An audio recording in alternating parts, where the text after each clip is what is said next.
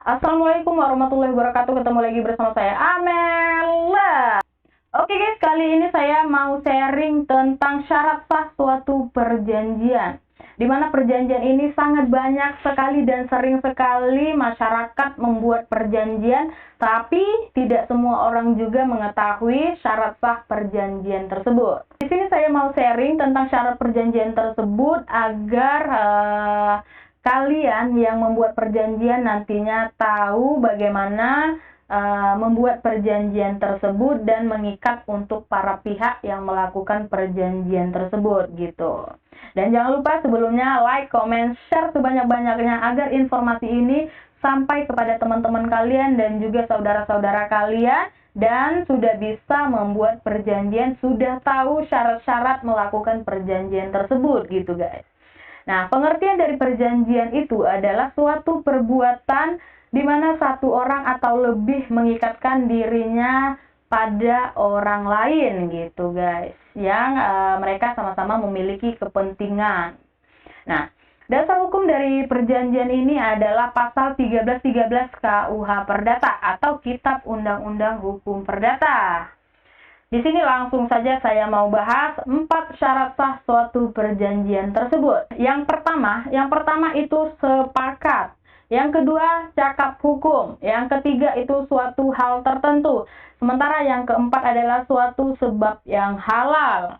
Yang pertama, sepakat tadi. Sepakat ini artinya para pihak yang ingin membuat perjanjian tersebut sama-sama mau gitu, sama-sama setuju untuk membuat perjanjian antara pihak yang satu dan pihak yang kedua.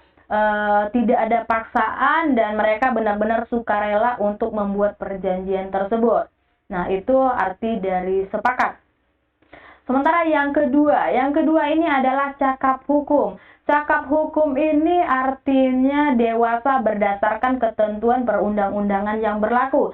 Sementara menurut KUH Perdata atau Kitab Undang-Undang Hukum Perdata, cakap hukum itu berdasarkan pasal 330 KUH Perdata, di mana menyebutkan dewasa itu berusia 21 tahun atau di bawah 21 tahun tetapi sudah menikah. Itu berdasarkan Kitab Undang-Undang Hukum Perdata. Tapi kalau untuk peraturan lainnya seperti Undang-Undang Perkawinan, Undang-Undang Administrasi Kependudukan, dan juga Undang-Undang Perlindungan Anak, nanti saya bakalan tuliskan di sini karena memang banyak sekali peraturan yang mengatur tentang dewasa menurut peraturan perundang-undangan yang berlaku gitu.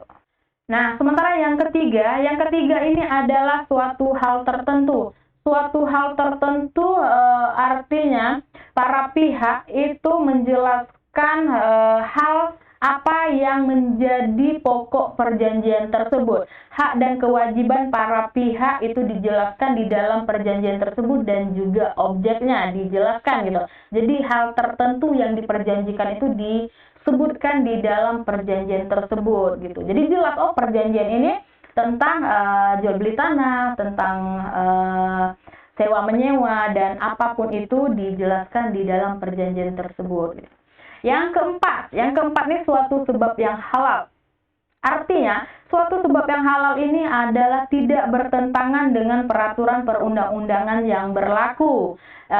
Di sini sebab yang halal ini artinya tidak memperjanjikan seperti narkoba gitu. Nah, narkoba itu kan adalah suatu barang yang dilarang oleh peraturan perundang-undangan. Jadi sebab yang halal ini adalah yang tidak bertentangan dengan peraturan perundang-undangan yang berlaku gitu guys. Itu suatu sebab yang halal. Itulah 4 syarat yang harus dipenuhi dalam sebuah perjanjian tersebut. Nah, jadi dari 4 syarat ini kalian sudah tahu, dan nanti jika kalian membuat perjanjian harus memenuhi 4 syarat sah suatu perjanjian. Oke, di sini saya bakalan jelaskan lagi. Tadi ada 4 syarat ya, ada sepakat, cakap hukum, suatu hal tertentu, dan sebab yang halal. Nah, adapun syarat yang pertama dan yang kedua itu dinamakan syarat subjektif. Kenapa syarat subjektif? Syarat subjektif ini itu adalah yang berkaitan dengan personnya atau dengan orangnya, subjeknya gitu, subjek hukumnya. Yang kedua itu yang syarat objektif. Nah, syarat objektif ini adalah suatu hal tertentu dan suatu sebab yang halal. Kenapa syarat objektif?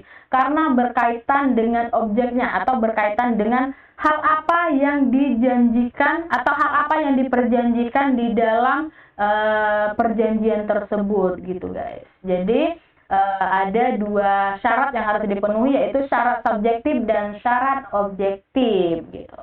Nah, itu dia guys, 4 syarat sah yang harus kalian penuhi di dalam membuat sebuah perjanjian yang terbagi menjadi syarat subjektif dan juga syarat objektif yang wajib kalian penuhi di dalam membuat perjanjian.